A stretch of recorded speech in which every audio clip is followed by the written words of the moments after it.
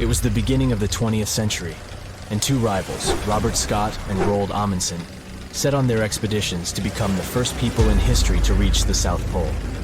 The race wasn't easy, and it ended tragically for Scott. Amundsen has won and set his tent on the pole before his rivals. A member of Scott's expedition known as Terra Nova, British geologist Thomas Griffith Taylor, not only survived the harsh conditions, but also made an unexpected discovery. He found a waterfall of what appeared to be blood at the rocky base of the glacier, which now has his name, in 1911. It took scientists more than a century to figure out what is behind the eerie coloring. A team of American scientists journeyed to Taylor Glacier with powerful electron microscopes to analyze its contents. Previous studies had scratched the surface of the Crimson Enigma, but no one had previously done a full-scale analysis of its mineralogical makeup. These researchers unleashed a whole arsenal of analytical equipment and spotted little iron-rich nanospheres. These teeny-tiny particles, 1/100th the size of human red blood cells, originate from ancient microbes. They flourish abundantly in the meltwaters of Taylor Glacier.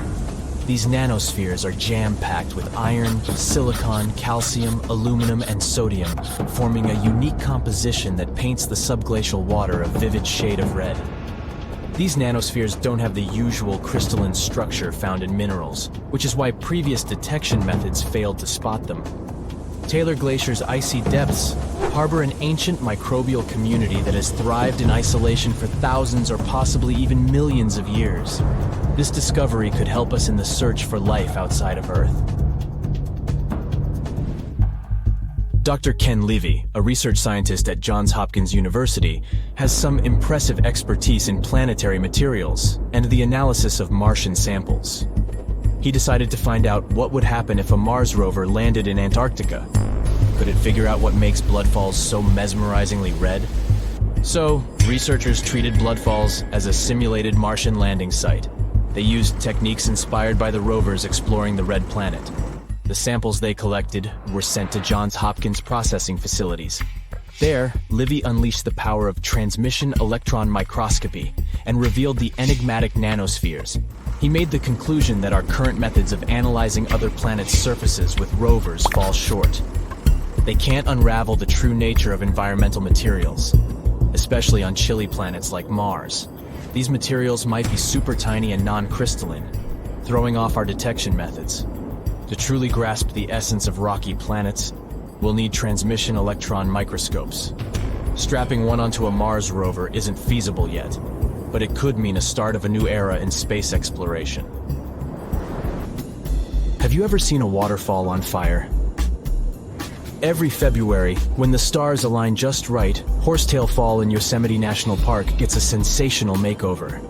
As the sun sets, its rays hit the waterfall at the perfect angle, transforming it into a blazing display of vibrant orange and red hues. We don't know exactly who and when discovered this natural miracle. The original valley dwellers may have known about it, but they kept it to themselves. It wasn't until 1973 that photographer Galen Rowell captured the first known photo of the waterfall, bringing it into the limelight. Since then, the Firefall has become a global sensation, spreading like wildfire on social media and drawing crowds from far and wide. This magnificent cascade draws hundreds of spectators every year, but they can only see the show under certain conditions. First things first, Horsetail Fall needs a flowing stream. If there's not enough snowpack in February, the waterfall won't have enough water to create the magic. The temperatures must be warm enough to melt the snowpack during the day. If it's too chilly, the snow will stay frozen, and the fiery spectacle won't ignite. Second, we need a clear western sky at sunset. Those sunbeams need a straight path to hit Horsetail Fall and make it come alive. And since the weather in Yosemite is ever-changing, clouds can magically clear up just in time for the show. If all the conditions are just right, you'll witness the Yosemite Firefall in all its glory for about 10 minutes. The mystery of the sailing stones in California's Death Valley National Park has puzzled scientists for years. Heavy stones seem to have a mind of their own and move across Racetrack Playa, a dried-up lake bed. They leave behind a trail on the cracked mud. There were all kinds of theories to explain this phenomenon. From magnetic fields or dust devils, which are strong whirlwinds, to mischievous pranksters. No one has actually witnessed these rocks in action, which only added to the mystery. In 2006, a NASA scientist named Ralph Lorenz entered the scene. He was studying weather conditions on other planets, but he couldn't resist the allure of Death Valley and those elusive sailing stones. He had an eureka moment while tinkering at his kitchen table with a Tupperware container. Lorenz filled the container with water, leaving a small rock poking out, and chucked it in the freezer. Then he placed this icy construction in a big tray of water with sand at the bottom and gently blew on it. The rock began to glide across the water, leaving a trail in the sand. Lorenz had been studying how ice can make big rocks float and move along tidal beaches in the Arctic Sea. Applying this knowledge, he and his research team figured out that, under certain winter conditions in Death Valley, enough water and ice could form to make the rocks float across racetrack playa in a light breeze. And as they glided, they left their mark in the muddy terrain. The River of Five Colors, Cano Cristales in Colombia, has the unofficial title of the most beautiful river in the world. For most of the year, it looks like any other regular river. The real magic happens between the wet and dry seasons, when the water level is just perfect. This unique river floor is lined with a special plant, and when the conditions are right, it bursts into a dazzling display of colors. Think vibrant reds, stunning yellows, and lush greens, all mingling with the blue water. It's like stepping into a living rainbow with 1,000 shades in between. This phenomenal display only lasts for a few weeks, from September through November. During Colombia's wet season, the river flows too fast and deep, covering up the river floor and denying the plant the sunlight it needs to turn red. And in the dry season, there's simply not enough water to support the vibrant life in the river. So you have to catch it at just the right time. The reason behind Maldivian beaches glowing in the dark at night isn't a mystery, but it doesn't make them any less impressive. It happens thanks to the bioluminescent plankton. These tiny creatures are like little underwater disco balls, emitting a cool blue glow when they are agitated or on the move. Imagine walking along the shoreline and leaving behind glowing footprints. You can even take a night swim amongst these magical plankton. Researchers have discovered that their bioluminescence is actually a clever defense mechanism against predators. When these microorganisms flash their little blue lights, it disorients and surprises their attackers. The plankton produces this light using a chemical called luciferin. These enchanting plankton can appear at any time of the year. The best chances of seeing them in all their glowing glory are from June to December. During this period, there's a higher volume of plankton in the seas of the Maldives, creating the perfect conditions for a luminous show after the sun sets and the night sky takes over. You'll only witness the magic of bioluminescent plankton when tidal currents bring them close to the shore in large numbers. It's hard to predict exactly when this spectacular show will happen, so make sure to do your research and prepare to take photos with a high ISO to capture it, exactly like it looks in travel catalogs.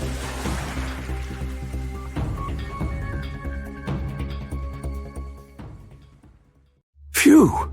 This summer has been turning up the heat like never before. We feel like roasted marshmallows on a sizzling grill. Yes, the world is getting hotter, but some regions have always fought with high temperatures.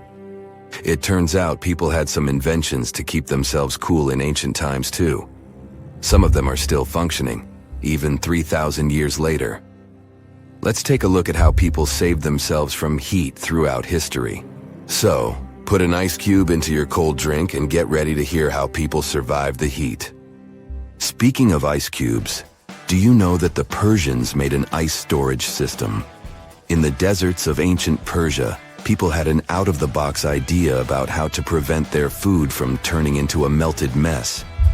These ingenious Persians stumbled upon a physics trick that allowed them to create ice in the middle of the desert.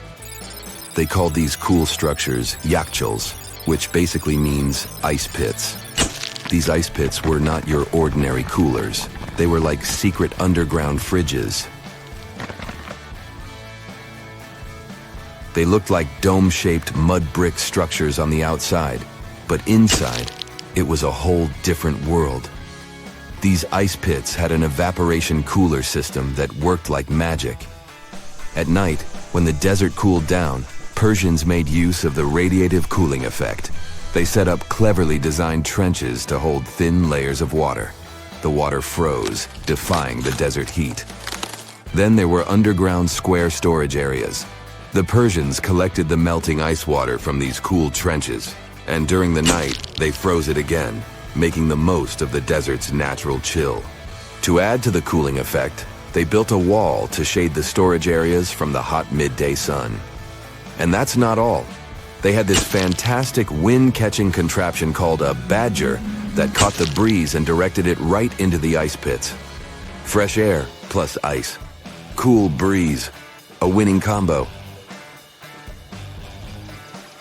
They even had intricate water channels called qanats to bring water to the ice pits and homes all the way from the nearby mountains. As time passed, these yakhchuls faded into history and modern technology took over. But hey, there's good news too. Some awesome folks in Iran are restoring these ancient coolers.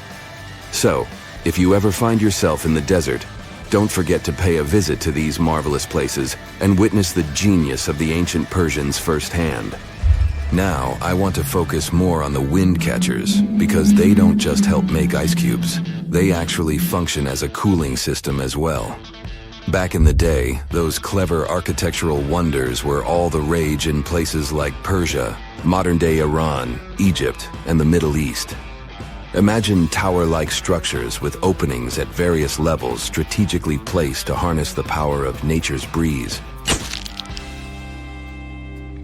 These openings were like magical portals for the wind.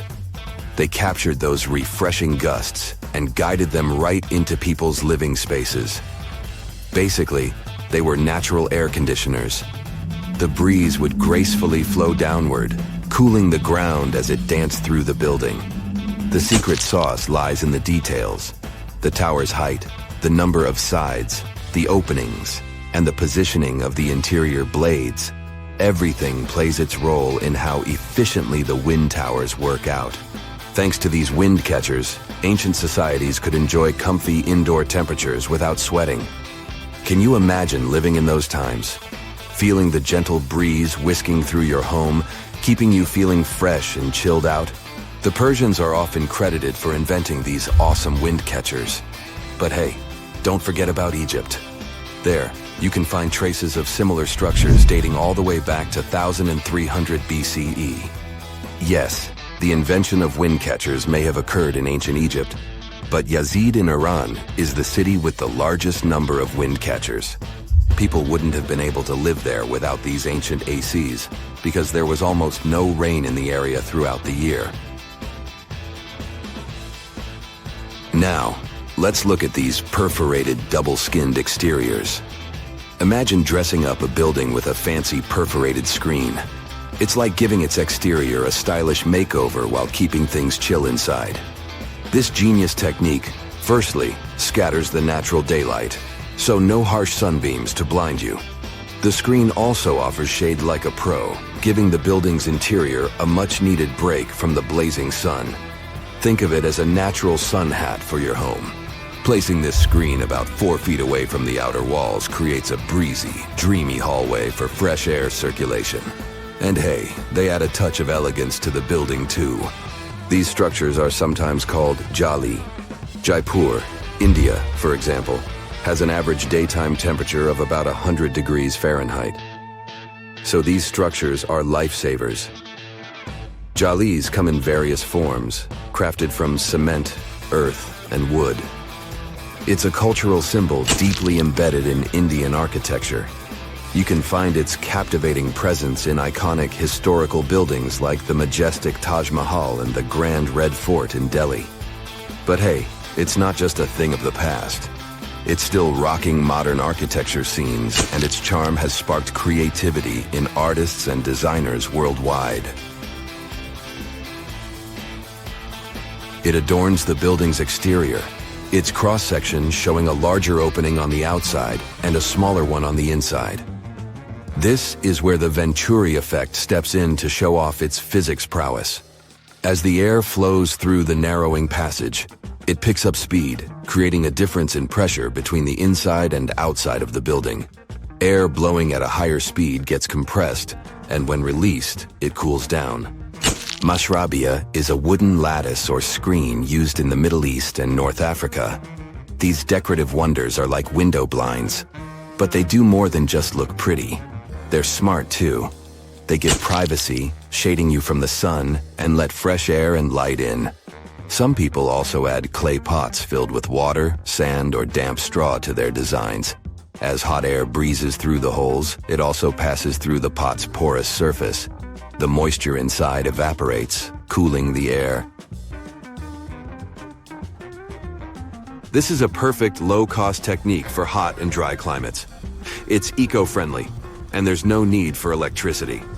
Now, let's fast forward to today. Designers are getting creative, mixing traditional wisdom with modern tech. At the Al Bahar Towers in Abu Dhabi, they've got it too. Picture over 2,000 hexagonal panels that dance with the sun's movement, providing shade to the building's interior. Water evaporation was another secret weapon for ancient people. Simple, yet super effective. Plus, ancient Egyptians hung wet mats and curtains in doorways. When the air passed through them, it cooled down, providing a relief from the scorching sun. Ancient architects were the masters of maximizing airflow. They knew how to cross-ventilate and let hot air escape while inviting cooler air to the party. Speaking of ancient Rome, bathhouses were the place to be back then. It was like a community hub. People gathered to chat about politics, play sports, and, of course, take a relaxing dip. The frigidarium was the cool spot in Roman baths. After a steamy soak in the caldarium, Romans dashed to this giant pool to chill out. Then in some places, like Cappadocia in Turkey, people went underground to hide from the heat. They carved cozy dwellings in volcanic rock, harnessing the Earth's natural cooling powers. So the lesson here is simple. Architects and designers can create wonders by combining local traditions with smart tech. California's Death Valley boasts the highest officially registered temperature to date, with 134 degrees Fahrenheit in 1913. Meanwhile, Africa's sweltering record stands at 131 degrees Fahrenheit in Kebili, Tunisia, as noted in 1931. In Europe, the highest temperature ever documented reached almost 120 degrees Fahrenheit in Sicily in August 2021. Then, in 2022, the UK had the hottest summer of all time. In November 1922, a boy walked through the desert mountains of Egypt and discovered some ancient steps carved into the rock. Subsequently, this find became one of the world's largest and most significant archaeological discoveries. This step was part of Tutankhamun's untouched tomb. Archaeologists found about 5,000 ancient objects, including jewelry, fabrics, painted vases, and funeral masks. You've probably seen one of them. It has become one of the most recognizable attributes of ancient Egypt. More than 100 years have passed since then, and now humanity has finally become close to another large-scale discovery, the tomb of Cleopatra. This queen was the last active ruler of the Ptolemaic Kingdom of Egypt, who sat on the throne from 51 to 30 BCE. There are many ancient records about Cleopatra, her reign, and her unusual personality, but until now, no one has discovered the secrets about her passing away in the burial place.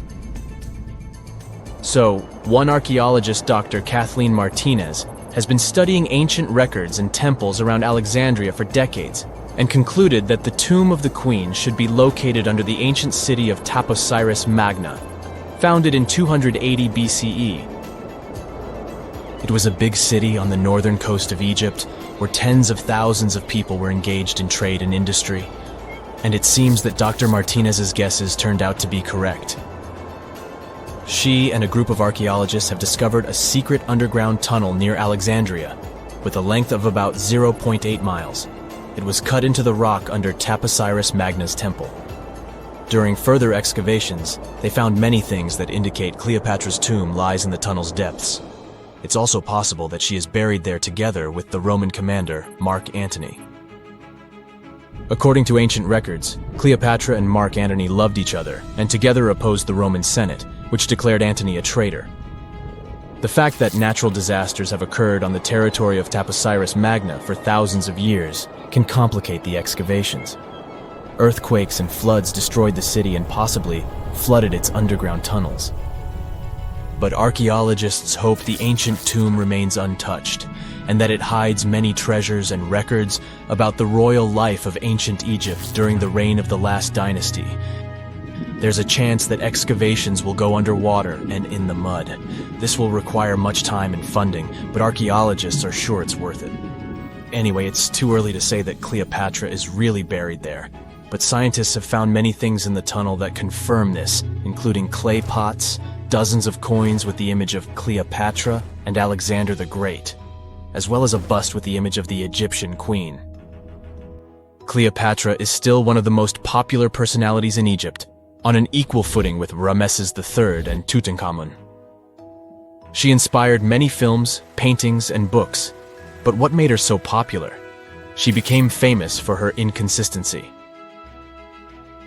She was a beautiful, intelligent ruler who pulled Egypt out of the crisis and made it a prosperous power. Medieval Arabic texts say she knew chemistry, mathematics, and philosophy, and may have written several scientific books. She knew several languages and had excellent diplomatic skills. At the same time, there are many legends that she was a femme fatale who drove many men crazy. However, there's no evidence that her beauty was incomparable. The image of a stunning model was created by Hollywood when it made several films where famous actresses performed the role of Cleopatra. And the Roman Emperor Octavian, the adopted son of Julius Caesar, specially created the image of Cleopatra as an insidious seductress because he was her enemy. Even though she was born in Egypt, Cleopatra wasn't an Egyptian. Her ancestors were Greeks, among whom was one of the generals of Alexander the Great. However, the people of Egypt loved her. She learned the language and was very sensitive to the traditions of this country.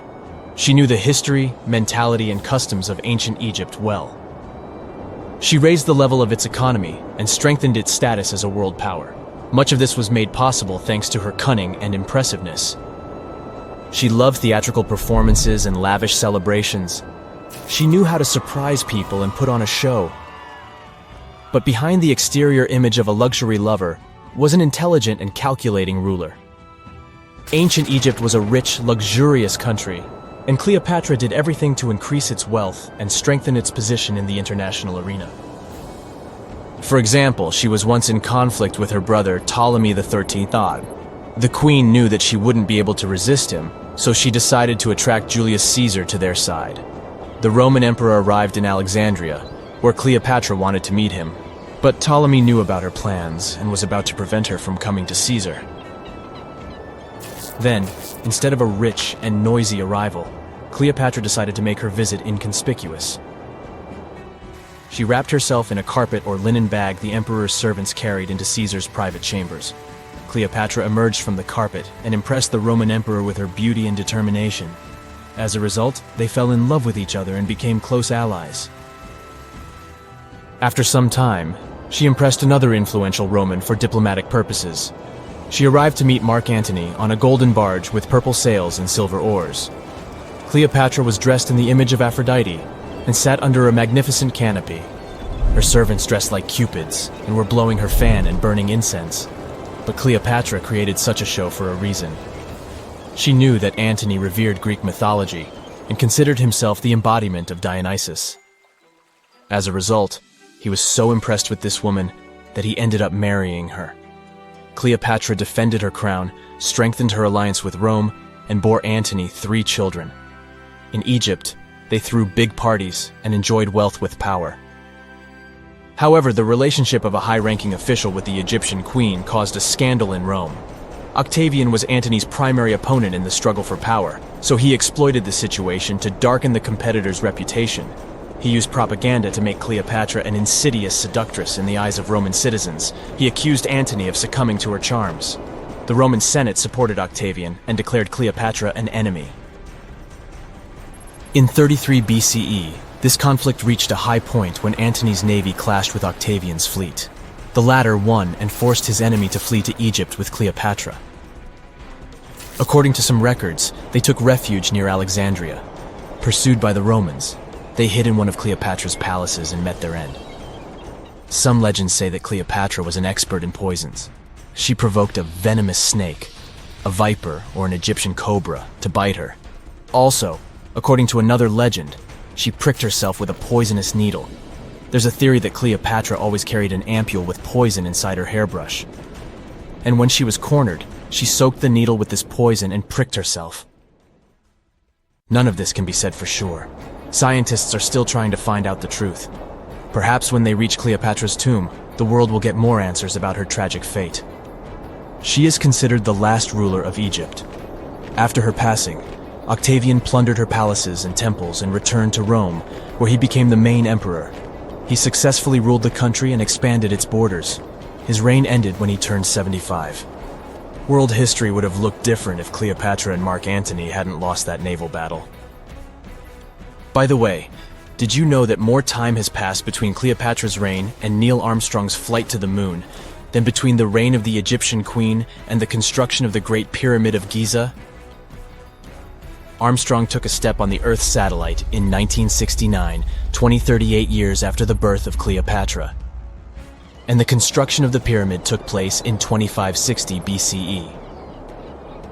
Imagine how long the history of ancient Egypt is. Cleopatra is closer to us in time than to the pyramids. At the beginning of the 20th century, somewhere off the coast of West Africa, a German steamship was leaving the port. Suddenly, the weather got worse, and the vessel entered a thick fog. The sailors ran aground on a sandbank close to the shore. Luckily, no one was hurt, and they were even able to save their precious cargo. But the ship was stuck in the sand for good. And it was not alone there. Nearly the entire length of the western coast of Namibia is called Skeleton Coast. If the name sounds scary, that's because it is. This 976-mile-long beach line is among the most dangerous places on Earth. The local Bushman tribes believe that their supreme deity made this land when it was angry. The Portuguese were the first Europeans to set foot in Namibia in the 15th century. And yep, they didn't like Skeleton Coast either. Portuguese explorers thought this land presented the gates to the underworld. This is the place where the Namib Desert meets the Atlantic Ocean. It might be dangerous, but it's actually beautiful. Plus, it's a UNESCO World Heritage Site. If Skeleton Coast had a PR manager, they would quit on the first day on the job. The area is not exactly tourist-friendly because of its geography and history. Beneath the sand and the waves, there is a secret ocean currently lurking for unsuspecting sailors. It's called Benguela Current. It flows towards the north along the coast of southern Africa. This part of the Atlantic is rich in marine life, but the current's land neighbor isn't that happy with the deal. This arid climate created the Namib Desert, one of the driest regions on Earth. And that marine life I just mentioned? It's sharks. 11 species of them to be exact. And yes, the great white decides to pop by once in a while. So far, we've got a desert landscape, strong currents, and sharks. Not a place for a beachside resort, definitely. But if someone ends up on Skeleton Coast, will they know they're in danger? Don't worry, they will. The beach is littered with wrecks of all sizes and shapes. If you remember that German ship I mentioned in the very beginning, its massive and rusted stern is now sticking out from the desert sand. There are some 500 wrecks in total scattered along the coast, and it's a mixed crowd, from Portuguese galleons centuries old to ships that ran ashore here in the 21st century. A modern fishing ship called Zela India managed to slip from its tow rope in 2008 and ended up on Skeleton Coast.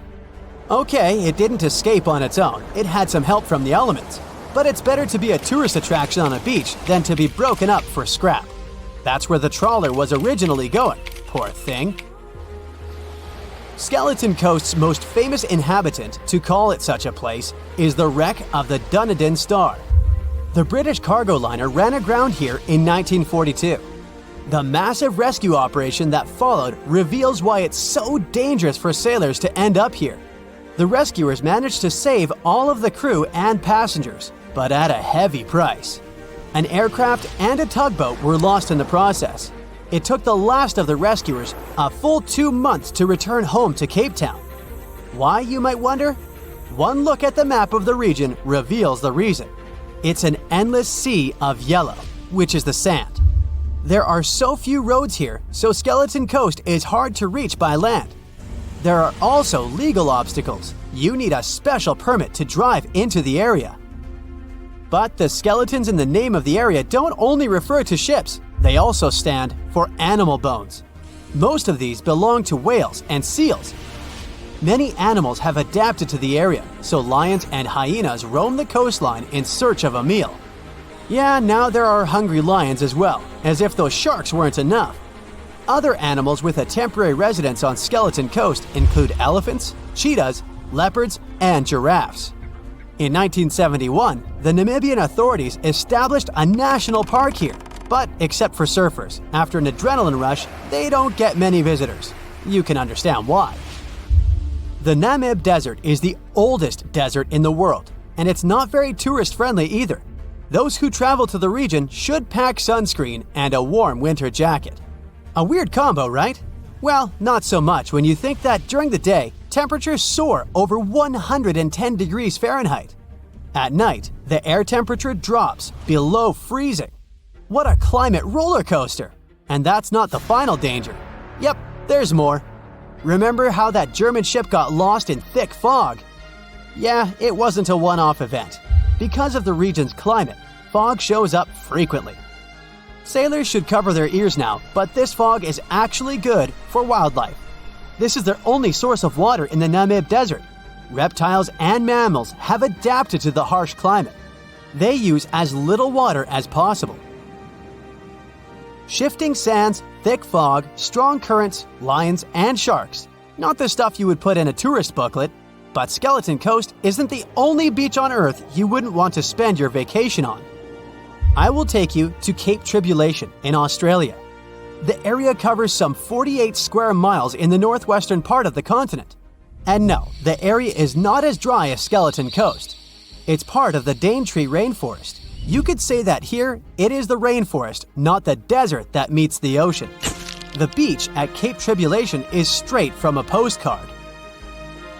But looks can be deceiving. Australia? Probably sharks. No, crocodiles are out here to get you if you decide to go for a dip in the sea. There are saltwater crocodiles that the locals call salties. Well, that's a cute nickname for such a dangerous reptile. And it's not just them. The wildlife seems to have a beef with visitors. From October to June, the waters around Cape Tribulation are full of box jellyfish. Their venom affects the human cardiovascular system. When touched by a jellyfish out at sea, swimmers won't have enough time to reach land for help. Vinegar helps neutralize the sting, so you might want to keep a spare bottle in your luggage.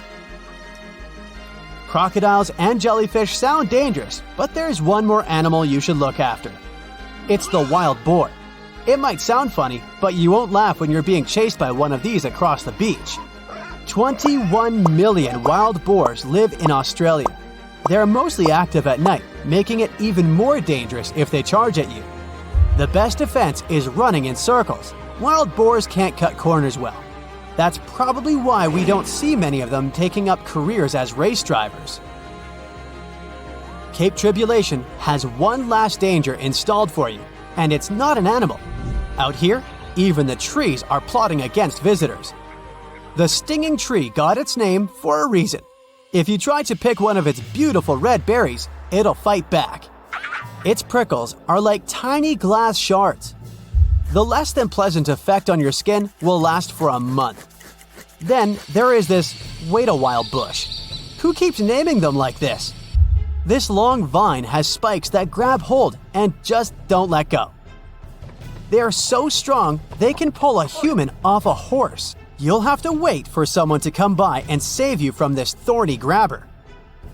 If you are about to cross this Australian beach from the vacation list, hold on for a second. Tourism is booming here. The local authorities have restricted access to all of the danger zones. Visitors go swimming in dreamy water holes that are surrounded by lush vegetation. There are even ropes to swing from. Now, that's a beach you can finally relax on. You've probably heard about the mysterious sea state of Atlantis. It was a high-tech utopia where people lived happily, but then something happened, and Atlantis disappeared from the face of the earth. Many people believe that this city lies at the bottom of the Atlantic Ocean. But what if we've been looking in the wrong place all this time? What if it's somewhere different from where they're trying to find it? What if all this time Atlantis was in the middle of the Sahara Desert? Well, this unexpected theory has some evidence, but to study this version, you first need to understand what Atlantis was and how we got to know about it. The very first mention of the mysterious city was in 360 BCE. Ancient philosopher Plato wrote about Atlantis. His work, Dialogues, described Atlantis as a rich land with advanced technologies. Its inhabitants were powerful, intelligent, and beautiful, like superhumans. He described in detail the structure of the city, and this was the main reason why many people believed in the existence of Atlantis. According to his records, the Atlanteans built this place in several concentric circles of black and red stone. Then they covered these circles with brass, tin, and precious metals. In the city, there were water channels on which ships sailed. The Atlanteans were sailors, so they built a passage from their city to the open sea. On the internet, you can find many drawings of Atlantis, created based on Plato's descriptions. Take a look at these drawings and an actual photo of the Eye of the Sahara. This place in the Sahara has a shape of several concentric circles. It looks as if a destroyed city left a trace on the sand. Many people have written online that the lost city was located there, but no one could prove it. Once upon a time, the Sahara was filled with rivers and lakes. In prehistoric times, there was only water there. So far, everything matches. The Eye of the Sahara was first discovered in the 1930s. This place was considered a crater from a fallen meteorite. But in the middle of the 20th century, scientists conducted a soil analysis and refuted the version with a fallen space rock. In the end, everyone agreed that this was a dome of molten rocks under which magma was raging. For millions of years, wind and water had been destroying the formed landscape and eventually made it look like perfect circles. But what if the Atlanteans once came to this place and used natural circles to build a city?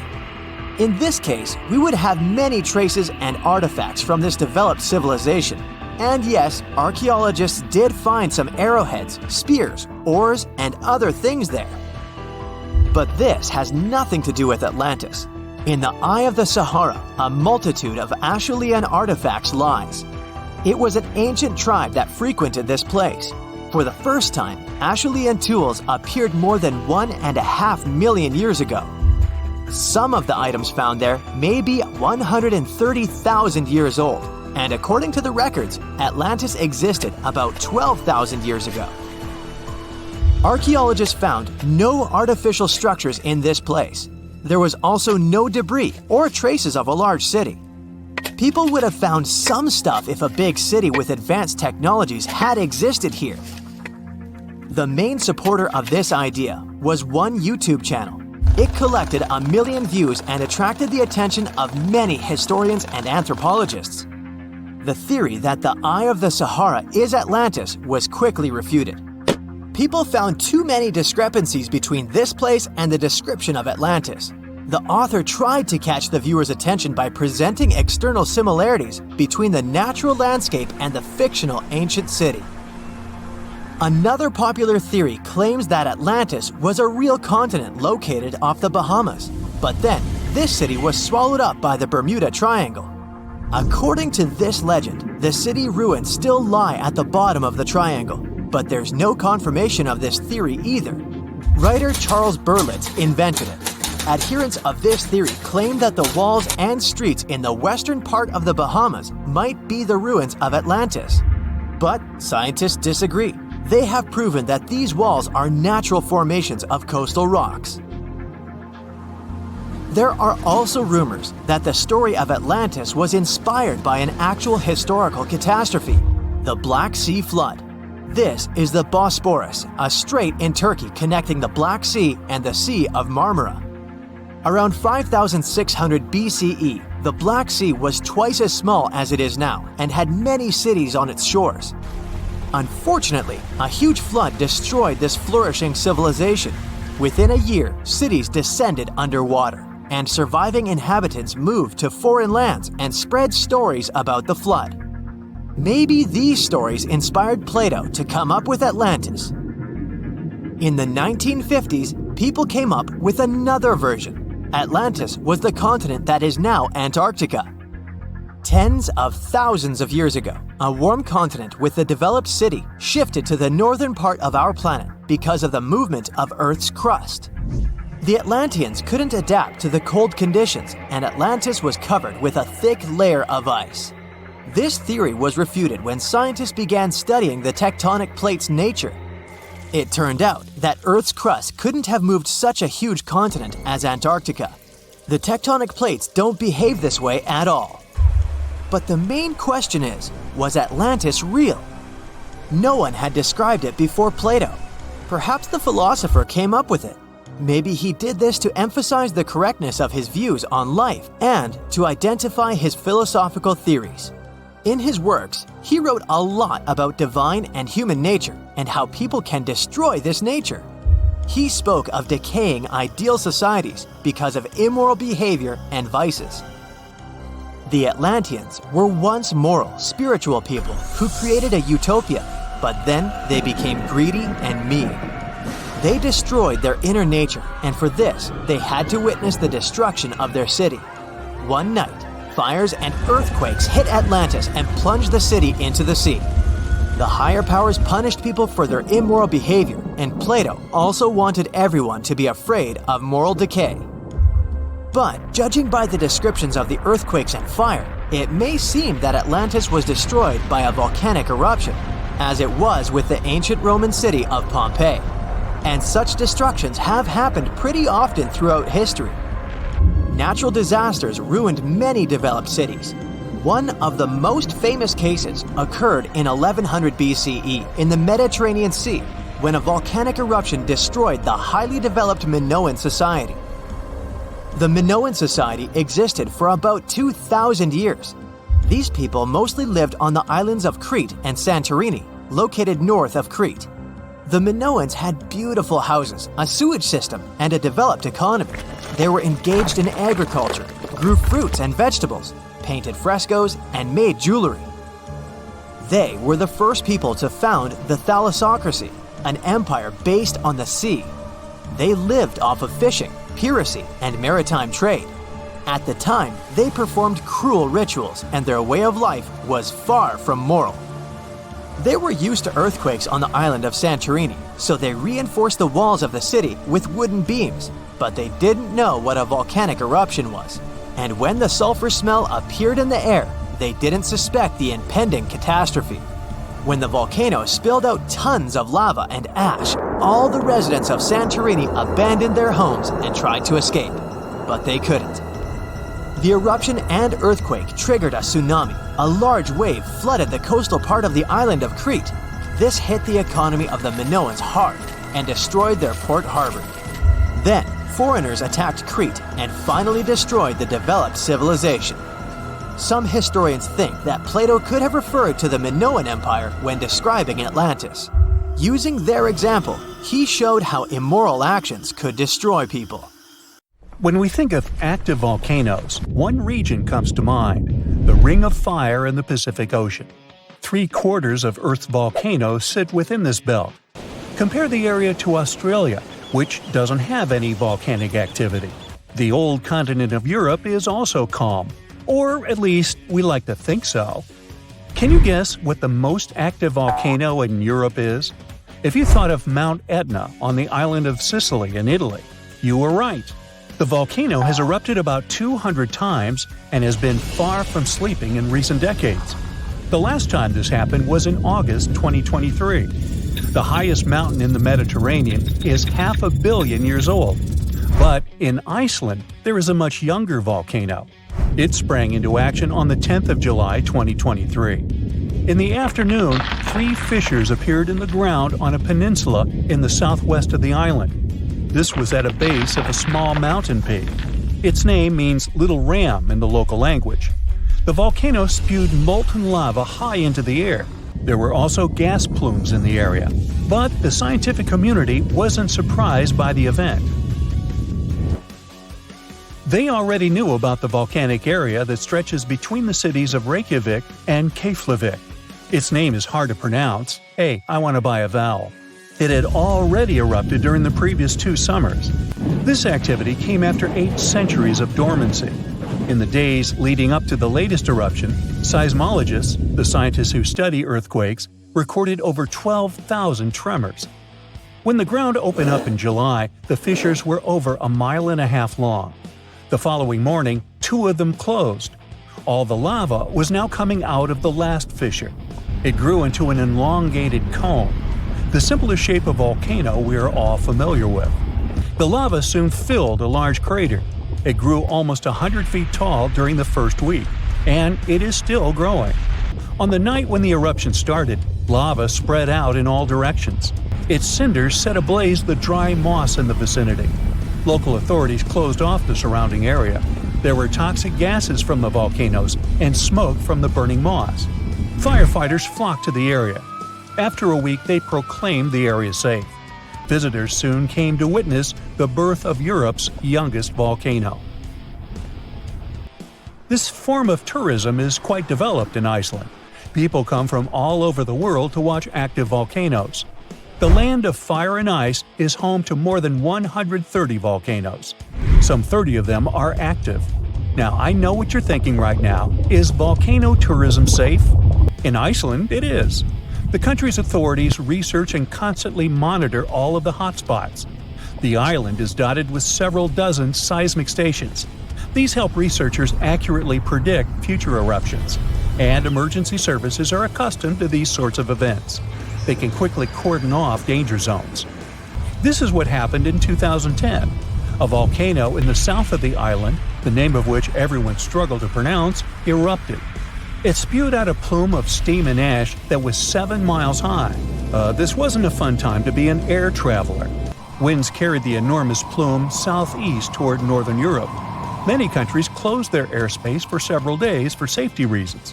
The volcano erupted in March, but the Earth was shaking from January the same year, so seismologists knew that an eruption was approaching. When it comes to the continent's youngest volcano, the tourist infrastructure is already there. Visitors can leave their cars at a designated parking lot. Then they go on a 5-hour-long trek. This leads to a viewing deck. Tourists are so close to the epicenter that they can feel the heat haze from the crater. The sight is the most impressive at nighttime. Safety is never a concern. Scientists regularly chart out hazard maps that outline the borders of lava fields. This way, visitors who stick by the rules are never in harm's way. More than a week after the eruption started, a section of the crater collapsed. Lava flowed downhill west of the volcano. This majestic smoldering hot river is slow-moving lava. Scientists categorize it as an AA type. The term is Hawaiian. It describes basaltic lava that has a rough and brittle surface. The flow is composed of broken lava blocks that are called clinkers. They fall off as the substance flows. This reveals red-hot areas. The cooler sections of lava are gray and black in color. When it moves forward, it produces a distinctive sound like shattering glass. Nearly a month after the eruption of the new volcano, we got aerial footage of an interesting phenomenon. A tornado formed directly over the lava flow. This occurs due to the high temperatures in the area. When the conditions are right, a column of heated air can easily turn into a mini tornado. Scientists observed a similar event happen during the 2018 eruption of Mount Kilauea in Hawaii. The lava fields of Europe's second-largest island tell the story of the creation of Iceland. It sits above the place where the North American and Eurasian plates meet each other. Tectonic plates are huge rocky chunks of Earth's most outer layer. There are roughly 20 of them. They rest on a partially molten layer of rock. All the lava we see on the surface starts its journey here. You could say that these plates float on molten rock. Their boundaries are unstable, so when two plates grind past each other, they release tremendous amounts of energy. The formation of volcanoes is one result. These are places where the molten rock travels upward to the surface. Iceland began to form some 60 million years ago. The tectonic plates under the ocean drifted apart. Enough lava piled up on the surface to create solid ground. This ancient rock is under the waves today. As new lava reaches the surface and cools down, it pushes the old rock away from the center of the island. That's why the oldest parts of Iceland aren't 60, but only 16 million years old. The country's active lava fields are young in geological terms. Some of them are under 1,000 years old. Scientists consider the island a hot spot for volcanoes, pun intended. Nearly a third of the basaltic lava that reaches the Earth's surface in recorded history came from Icelandic eruptions. Fissure swarms, like the ones before the 2023 eruption, cover 30% of the Nordic country. For this reason, only a quarter of the island is inhabited. Norse Vikings were the first people to settle in Iceland at the beginning of the 10th century. Nature threw them a loud welcoming party. Just a few years after their arrival, they witnessed one of the greatest volcanic eruptions in history. Vikings came from a region without volcanoes, so they had no clue as to what was going on. Today, Icelanders are used to such events. This is good because their homeland is entering a new era of volcanic activity. Volcanologists suspect that recent events are an introduction to decades of more frequent eruptions. The peninsula that is home to Earth's youngest volcano is just 17 miles southwest of Iceland's capital city. It's been dormant for a long time. Present-day eruptions there are a reminder that the natural processes that created Iceland are still ongoing. Recently, scientists discovered that there's a historical link between volcanic eruptions in the north of Europe and glaciers. Our planet went through at least 5 major ice ages. These were exceptionally lengthy periods when the average temperature on Earth dropped. The result was the expansion of ice sheets across northern Europe and North America. The last ice age ended some 10,000 years ago. Researchers are still trying to fully understand how these glacial periods affected volcanic activity. They suspect that the sheer weight of all that ice disrupts the flow of magma underground. When glaciers retreat, the pressure is lifted. This makes it easier for lava to flow upward to the surface where it bursts.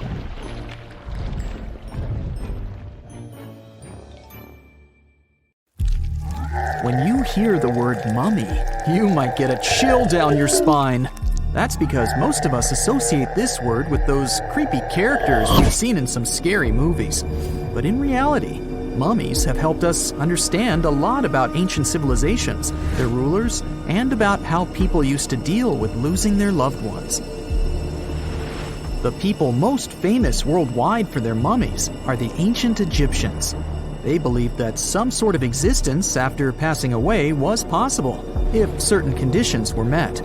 That's why they insisted on preserving the human body through the process of mummification and placing the mummy in a furnished tomb, kind of like giving it a fully functioning apartment of its own.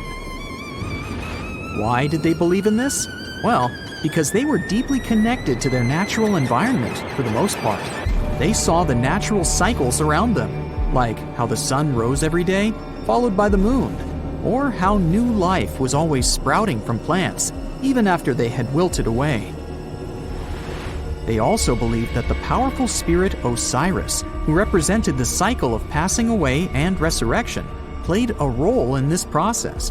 To prepare for the afterlife, the ancient Egyptians followed certain rituals, like mummification, which involved using materials like honey, resins, and incense to preserve the body. There's no other mummy more popular than that of King Tut. He was a young pharaoh who ruled over 3,000 years ago in Egypt. The problem with discovering ancient royal tombs is that most of such burial sites were previously robbed. People knew ancient rulers had been left with many valuable belongings, so those locations became vulnerable to thieves. When King Tut's tomb was opened in 1922, people were excited because it had not been robbed, like many other previously discovered royal tombs. That's how well hidden it was. Inside, his mummy was encapsulated in a total of 3 coffins, including one made of gold. The objects found in his tomb showed us what ancient Egypt was like, and studying his mummy also helped us learn about the culture and practices popular at the time when he passed away. We also learned about his family by looking at his DNA.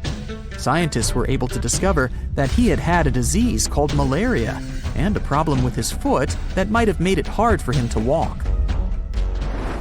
Ramses II was another pharaoh in Egypt who ruled for 68 years, which was quite a lot back in the day. He was known for his expansion campaigns and building projects. Many objects from his time as a ruler still exist today, including a large statue of him. Ramses II was about 6 feet tall and lived to be about 90 years old. After looking at his mummy, scientists concluded that he may have had a medical condition that affected his spine. Now, remember those thieves I mentioned before? They are probably the reason why Ramses II ended up in a plain coffin in a secret collection of royal mummies at Deir al-Bahari, which was rediscovered in 1881. Thankfully, archaeologists were able to identify him because his journeys had been recorded on his wrappings. The process was really tedious too. In fact, in ancient Egypt, the mummification process could take a staggering 70 days to complete. A special person would say a very specific speech while delicately handling the body and drying it out using a type of salt called natron.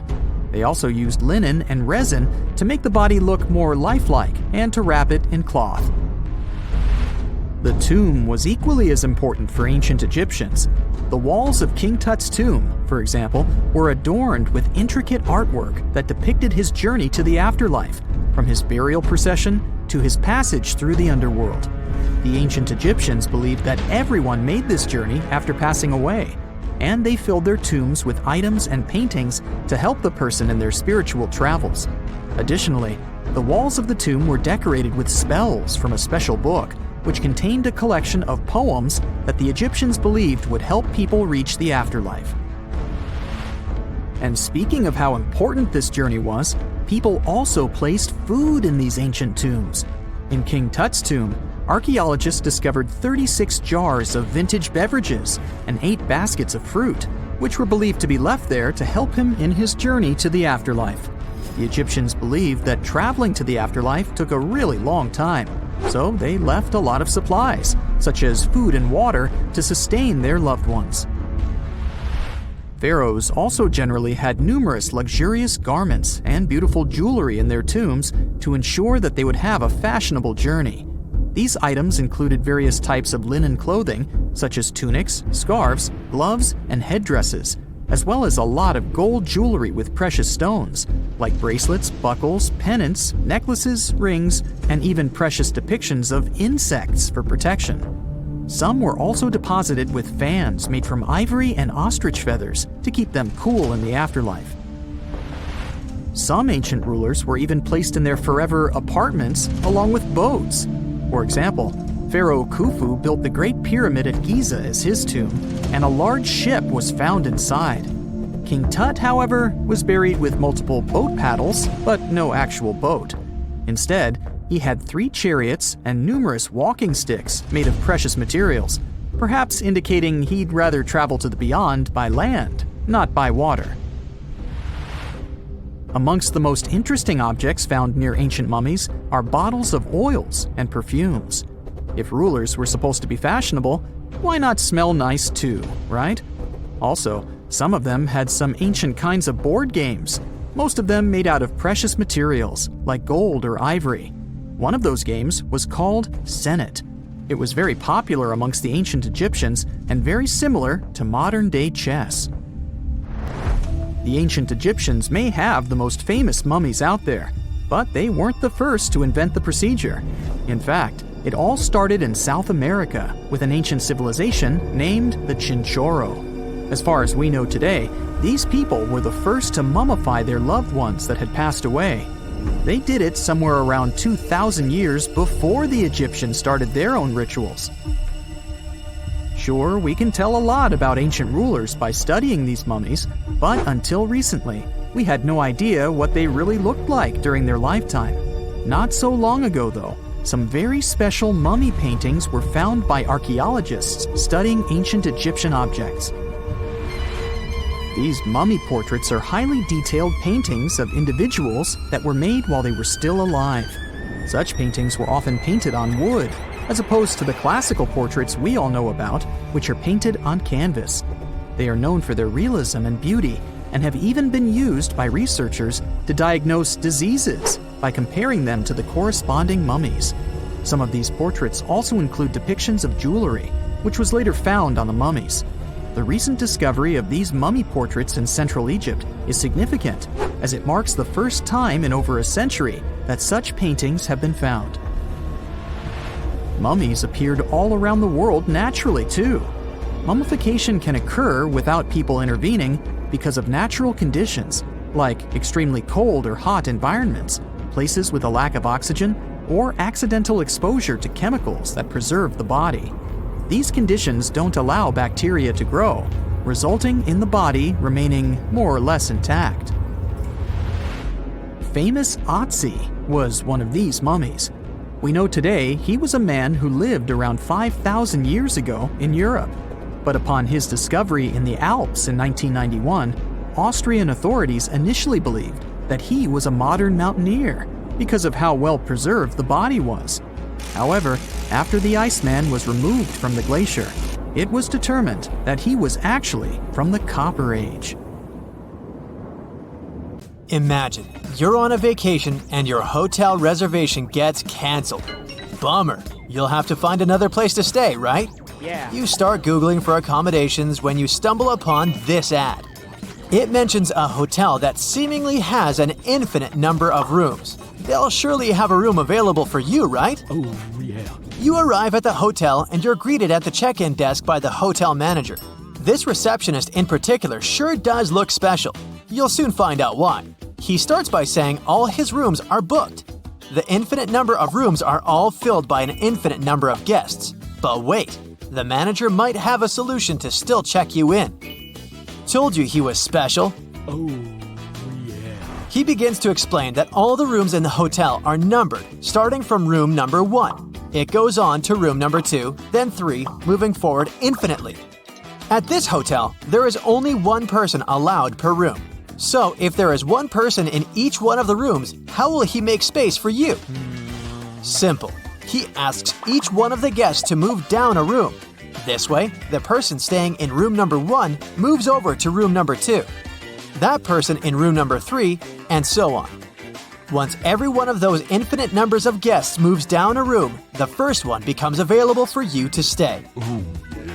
While you're waiting at the reception, a bus shows up, wanting to check in too. 100 guests are waiting inside the bus. The receptionist applies the same strategy. He moves everyone down 100 rooms until the first 100 rooms become empty and ready to receive guests. Word rapidly spreads around that there's a hotel that can fit a lot of guests.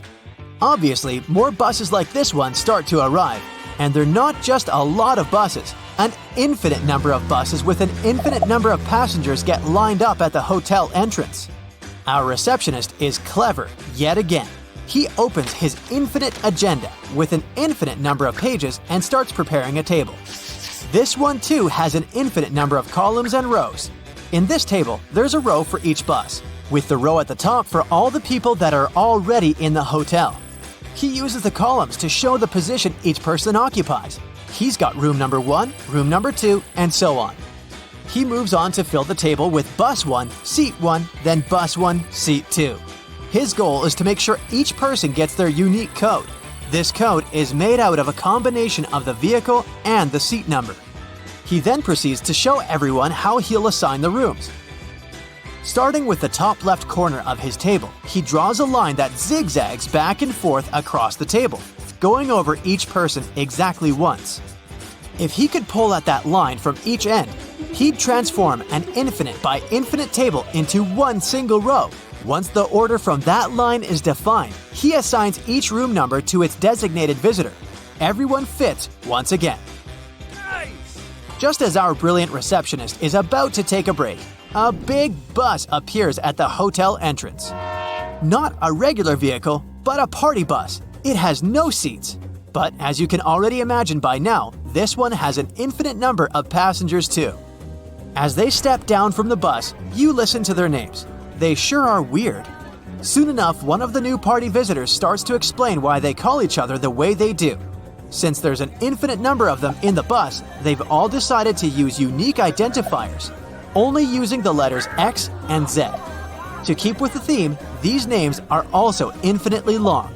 One person might be named XXXXXXXXXX, with letters going on indefinitely, while another may be named XZ, XZ, XZ, XZ, XZ, XZ again, with its name going on forever. After thinking about it for a bit, you figure out that there's a person for each possible infinite sequence of these two letters. But just as the people from the party bus start entering the hotel, the receptionist says that he's not able to fit all of them into the hotel. "It might be a bit complicated to explain this time," he says, "but let me try." He starts by opening up his infinite agenda once again. He then proceeds to assign rooms to the people on the bus. Let's say room number 1 is for the person named XXXXXXXXXX, while room number 2 is for the person named XZ, XZ, XZ, XZ, XZ, XZ. To finish up, he'd technically have to keep going, allocating a different string of X's and Z's to each of his infinite number of rooms.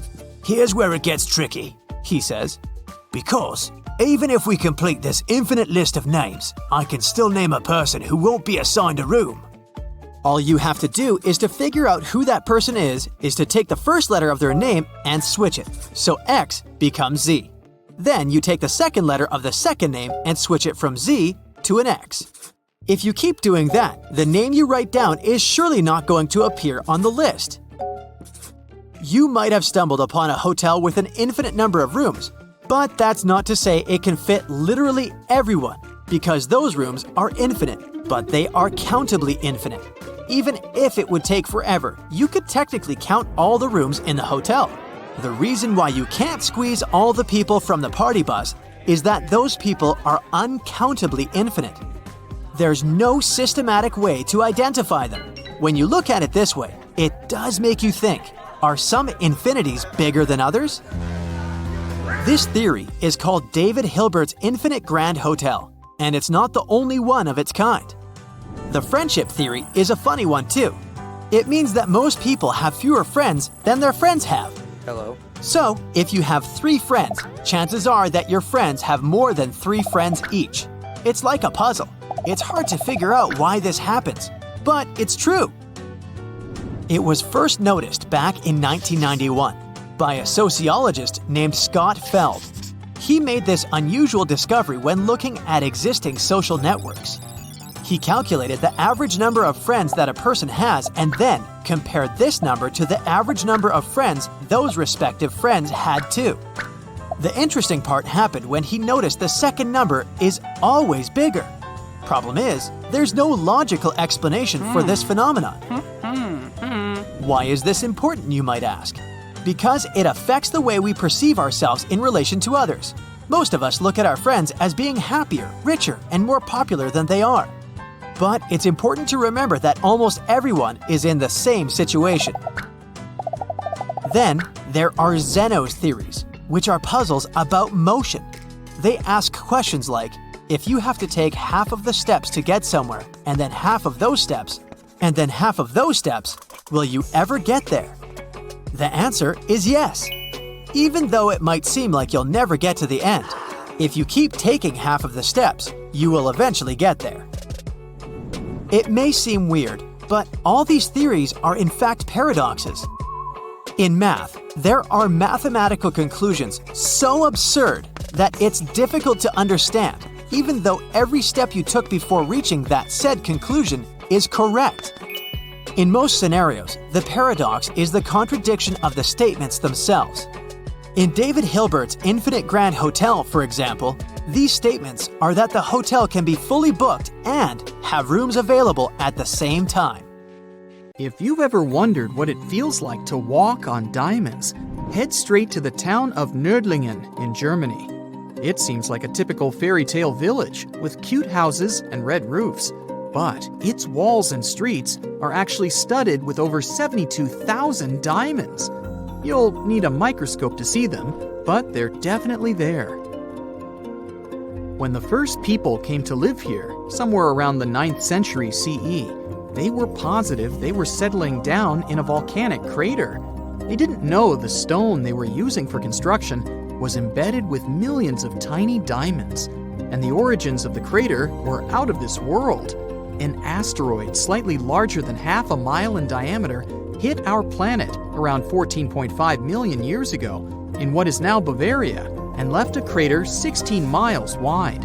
The bedrock was under such intense heat and pressure that the bubbles of carbon inside transformed into tiny diamonds at a concentration like nowhere else in the world. The locals didn't pay attention to their houses, built of what was left of that asteroid impact, shimmering on sunrise. Then, in the 1960s, 2 geologists arrived from the USA, studied the landscape from a distance, and noticed it didn't look exactly like a volcanic crater.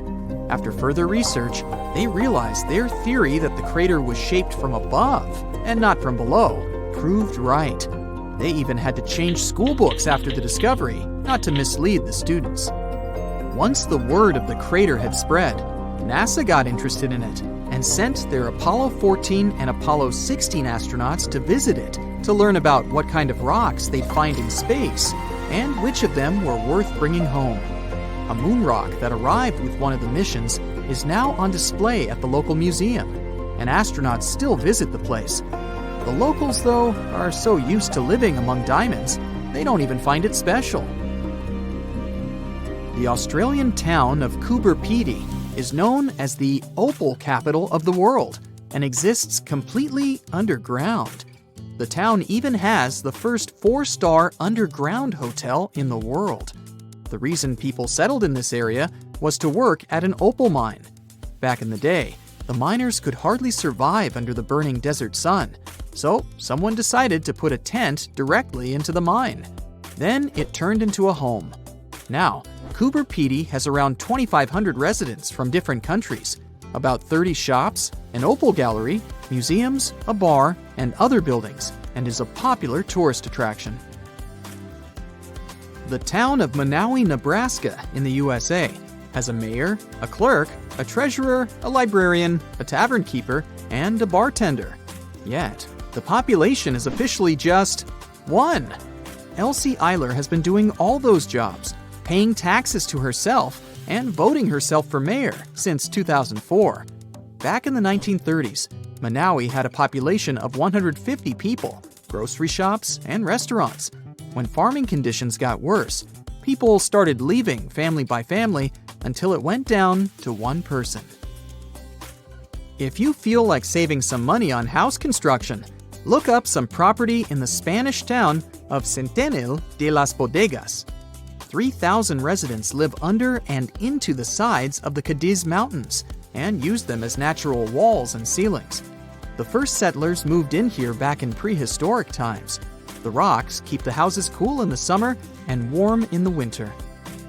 Neft Dashleri in Azerbaijan was built as an oil platform in 1940, directly in the Caspian Sea. Once they discovered rich oil deposits, it started growing and is now made up of a network of platforms with around 5,000 people working and living here. The town has apartments, bridges, a library, a community center, and even a movie theater. The Japanese village of Nagoro has an unofficial second name, the Scarecrow Village. The last children were born here over 20 years ago. It officially has less than 50 residents, but it feels complete thanks to 350 life-size human dolls. When a local lady came back here in 2000 to look after her aging father, she saw the empty streets, shops, and schools. To change that, she and her friends started making cute dolls to replace the residents.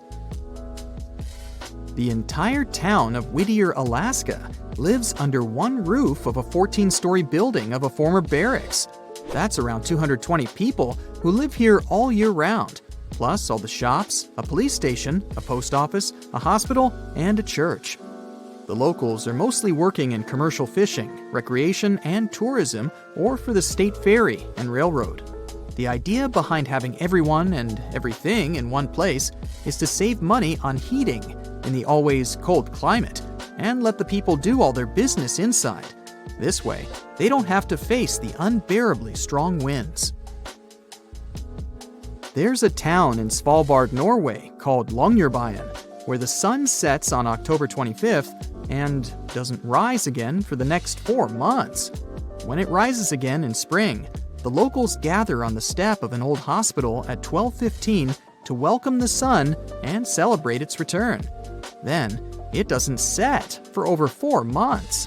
It happens because of the way the Earth is tilted on its axis. The sun only rises and sets once each year at the North and South Poles.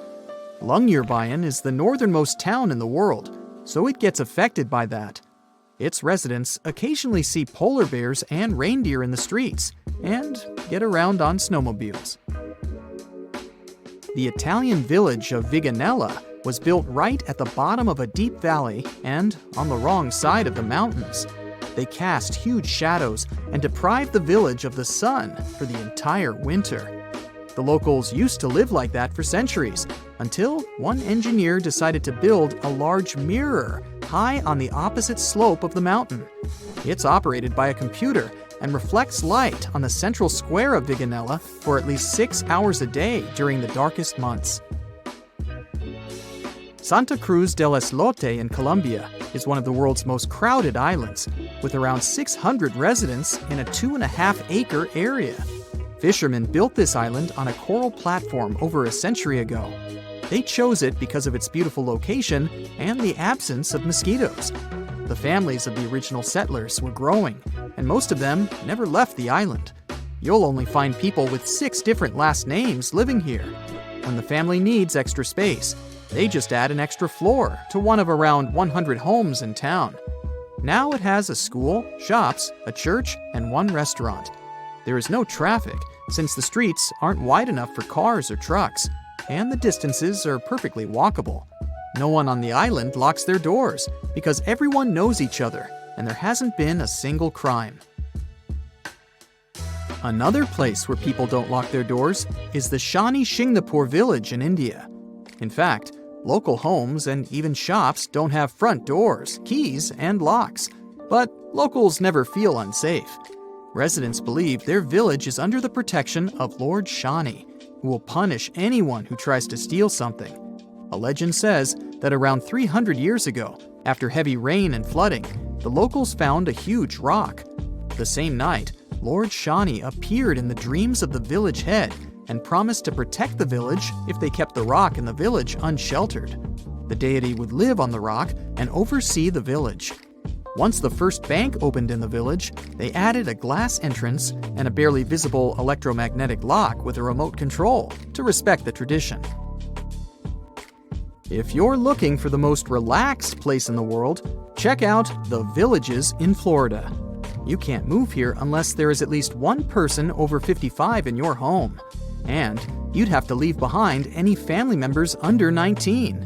The most popular means of transportation in the villages is a golf cart. There are all sorts of free fun activities for the residents, so it's far from boring. It's March 1974. The Betz family, Jerry Antoine, and their son Terry, are walking through the woods at their estate on Fort George Island.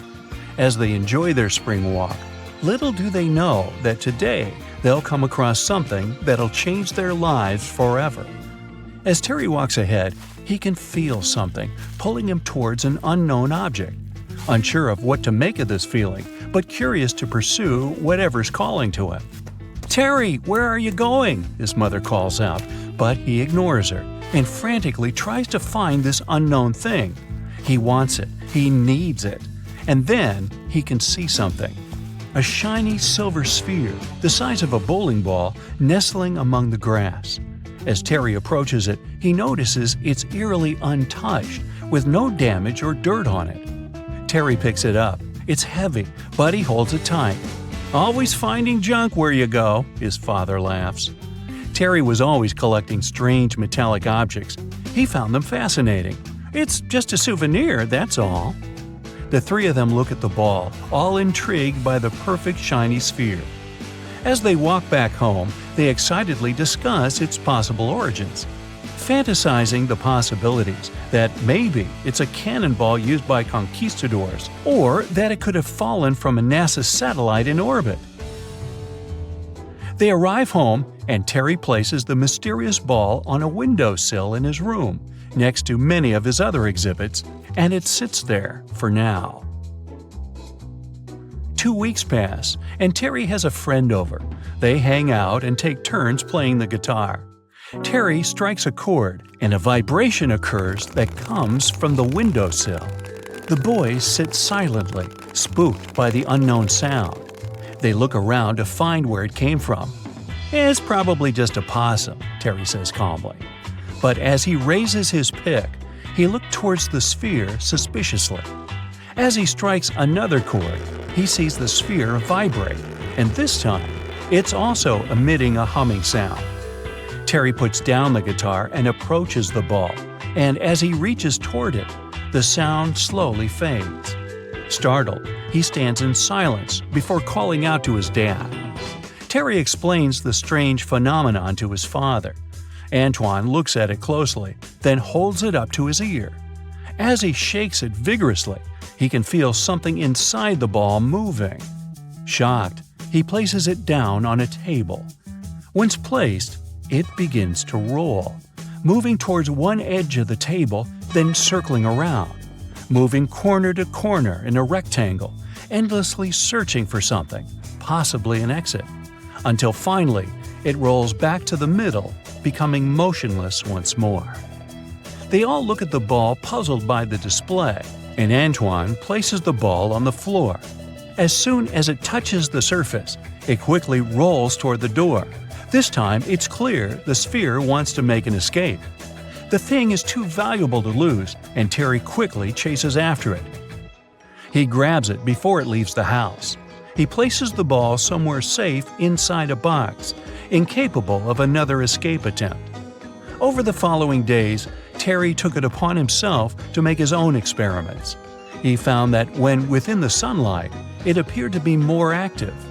His opinion was that it reacted to solar radiation. When hit with a hammer, it would ring out loudly, as though it felt the strike. Strange things also occurred in the Betz family home. Doors would suddenly slam shut at night, and strange organ music played throughout the house, even though they didn't own an organ. The family sat down to discuss the sphere. They felt it was something truly extraterrestrial, and they required professional advice. The authorities came to review the ball, puzzled by the object, as it moved in an unpredictable way. But they couldn't recognize what it was or provide an explanation for it. All they could confirm was that it didn't come from another planet. The Betz family disagreed and wanted a second opinion. They sent it to Dr. J. Allen Hynek, an astronomer and expert in the extraterrestrial. He spent 6 hours reviewing the sphere. Through his many examinations, the doctor found that the strange sphere emitted radio waves and had its own magnetic field. With this new information, the Betzes were interviewed by a reporter. The mysterious sphere quickly became famous. Its story spread in papers throughout the USA and even made the news internationally. Everyone wanted to know more about this mysterious sphere. A television crew soon visited the Betz house, hoping to experience the extraterrestrial object firsthand. The sphere was placed on the ground.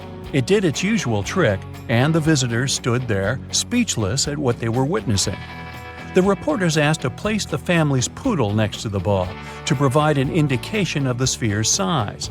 As the dog sat next to it, it began to whimper and covered its ears with its paws, something it had never done before around the ball.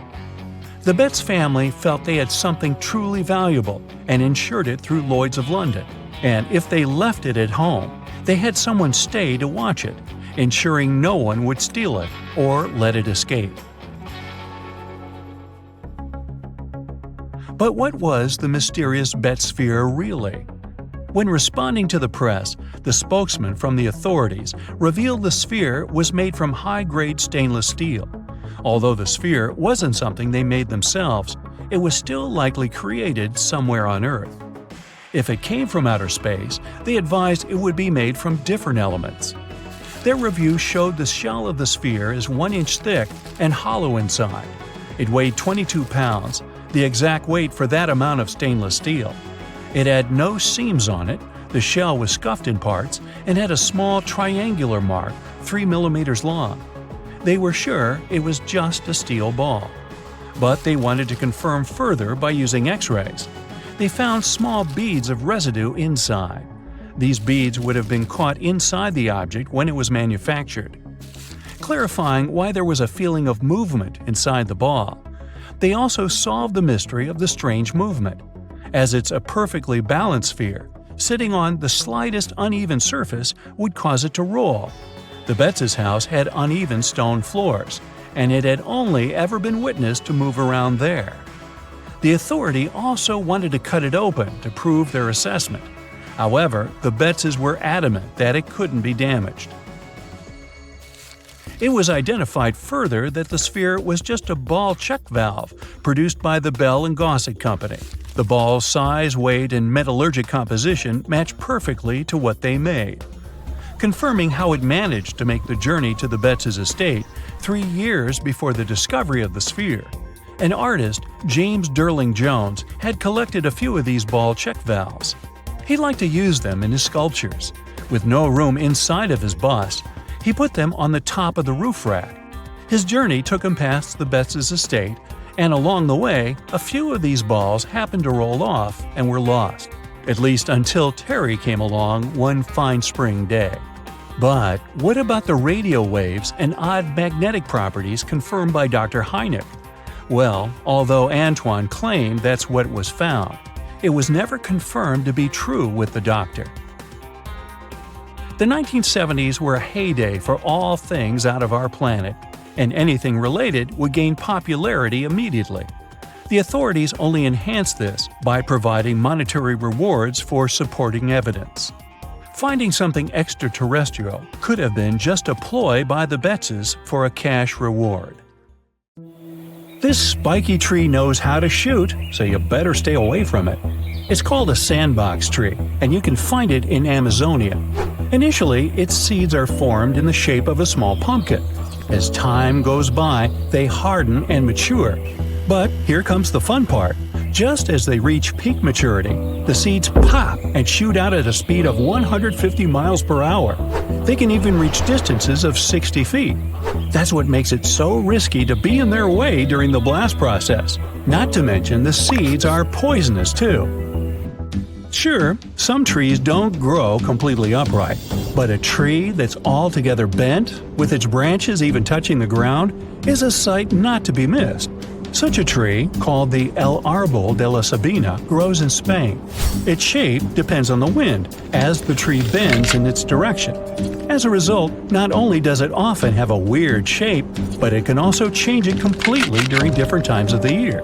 This flexible tree can reach more than 26 feet in height and tends to grow in the most improbable of locations, like on rocks. Now, how about a tree that's as old as dinosaurs? Discovered in 1994, the Wollemi pine tree species can be seen in the Blue Mountains of Sydney, Australia.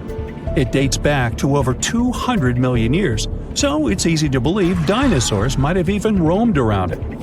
Since these trees are endangered and only 100 exhibits exist to this day in the wild, the scientists don't feel like disclosing their location. They want to make sure the trees are well preserved.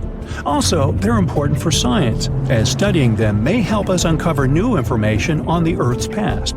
The bark of the tree can teach us many different things, like different temperature periods or exposure to various chemicals. The Tree of Life gets its name because it's able to withstand difficult conditions and actually thrive. Located in the desert outskirts of Bahrain, the Prosopis cineraria has a very deep root system, which allows it to survive in the scorching heat. The scientists still can't find out how it manages to get sufficient water. It's so special that it gathers over 50,000 tourists each year. La India Dormida in Panama is a mountainous area that's shaped like the body of a sleeping girl.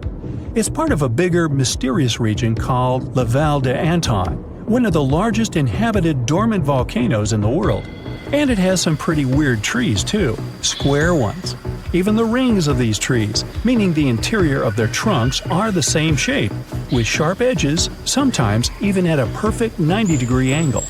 Researchers have tried to piece together why these trees grow in this particular shape. They even tried taking samples of some of the trees and planting them elsewhere to see if they retain that shape. It wasn't the case, so it's clear that the odd shape of the trees has something to do with the valley itself.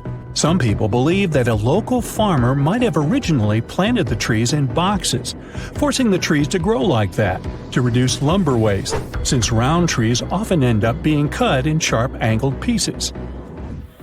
One of the oldest and biggest trees in the world is found in the Sequoia National Park of the United States. It's called General Sherman and stretches at 275 feet. It's almost as big as the Statue of Liberty. Its circumference is equally as impressive, as near the ground it is around 102 feet around. As for its age, we can only guess it to be between 2,300 and 2,700 years. That's an old tree! There are a lot of beautiful species of trees out there, but none as striking as the rainbow eucalyptus found in the Philippines. It almost looks hand-painted because of its multicolored layers of bark. This tree also shades its layers irregularly, which means it shows a lot of colors at once, from green to blue, then purple to orange, and then finally reaching brown. It's not used for decorating purposes, but rather for paper manufacturing. Located in Namibia is a tree that's also weird in shape and pretty dangerous, the bottle tree. Okay, in terms of shape, it's pretty self-explanatory, with a round trunk that narrows down toward the top. But the milky sap harvested from the tree is extremely poisonous. Legend has it that local hunters used to dip their arrows in it for added efficiency. It does look really beautiful during bloom season, with flowers that grow in pink and white with a red center. Now, to see a crooked tree every now and then isn't so special. But to see a whole forest of them, you'd have to travel to the Polish town of Gryfino. Near it, there is a forest made out of 400 oddly shaped trees. They've been curved with mechanical intervention. They didn't just grow like that, but their purpose remains a mystery to this day. Some have said it's because the wood from the trees was intended for furniture, or even for the construction of boats. But either way, the forest was eventually abandoned. A silk cotton tree has taken over the ancient Ta Prohm temples of Cambodia, creating a spectacular view. The massive branches of the silk cotton trees were free to grow over the structures for ages, going back as far as the 12th century. The temples have been restored and are accessible to tourists. The dragon's blood tree grows in the Canary Islands of northwest Africa. Locals used to say that once a dragon passes away, it transforms into a tree. Standing at an impressive 50 feet in length, the tree is named like that due to its red sap, which can be harvested from the bark. The red substance to this day is used for dyes and in medicine. One of the biggest, oldest, and most impressive trees in the world is the Sunland Baobab tree. It's 72 feet high and has a circumference of 155 feet. It's located in South Africa. What makes it even more spectacular is the fact that it is naturally hollow inside. So, a small lounge was set up inside the tree back in 1933. It initially could support up to 20 individuals, but it can now host up to 60 people. Not to mention, the tree dates back over 6,000 years. The silver birch tree spread across Scandinavia and northeast Europe and found a way to reflect light. Its bark became lighter in color, and during the colder season, when its branches also freeze over, the site is something of a natural winter wonderland. It also developed a partnership with a fungus that connects to its roots and fans out under the forest, gathering up nutrients that trees can't reach. For these services, the tree gives the fungus sugars in return.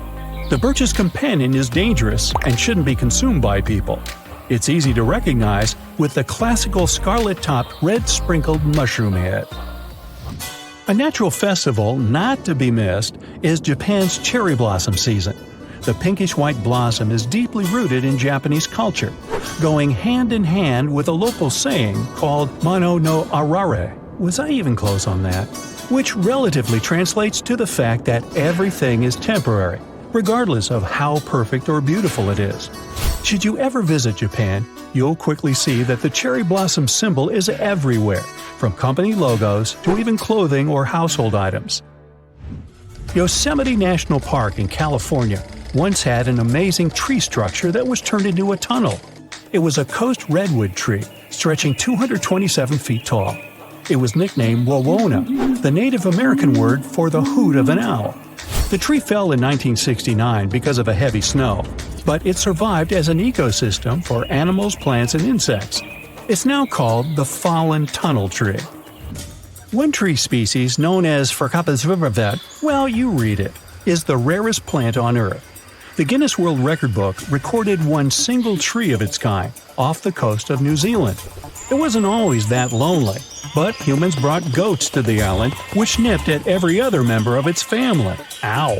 Luckily, scientists are looking at ways to plant new specimens. Whoa! Earth's surface is shaking. Long cracks split the ground open. Lava rivers are rapidly flowing down the slopes. Deafening noise is filling the air. Rocks and other debris are flying high up. Clouds of volcanic gas and ash cover the sky. Now, this is not a plot of a blockbuster disaster movie. It's what happens when supervolcanoes decide to erupt. But this is likely not the scenario that will take place when the world's largest volcano, Mauna Loa, decides to finish its long, long nap. In 2021, scientists were sure it would happen soon, but so far, nothing. The volcano's seismicity keeps increasing and then going back to normal. But you never know when this giant will finally come back to life. That's why experts have been monitoring geological activity on Hawaii's largest island for quite some time. The Big Island of Hawaii is made up of 5 volcanoes, including the most active on the planet, Kilauea, and the largest, Mauna Loa. This gigantic thing makes up almost half the landmass of the island. And what lava Kilauea emits in one day, Mauna Loa could spew out within 20 minutes. That's what it did in 1984. While Mauna Loa's smaller sibling has been throwing tantrums for a while, the giant has been slumbering ever since its last eruption. But very recently, the Hawaii Volcano Observatory has recorded more than 200 mini-earthquakes below Mauna Loa. It likely means an increased flow of magma down there. Good morning! The volcano might be waking up. Or not. If Mauna Loa did suddenly erupt, lava flows could reach the ocean and the most populated and touristy places, like Captain Cook, very, very quickly, in a matter of hours. In 1984, the last time the volcano erupted, lava got as far as the outskirts of Hilo on the other side of the island. That's where a campus of the University of Hawaii is found. Luckily, people had a few weeks' warning to get ready for the disaster.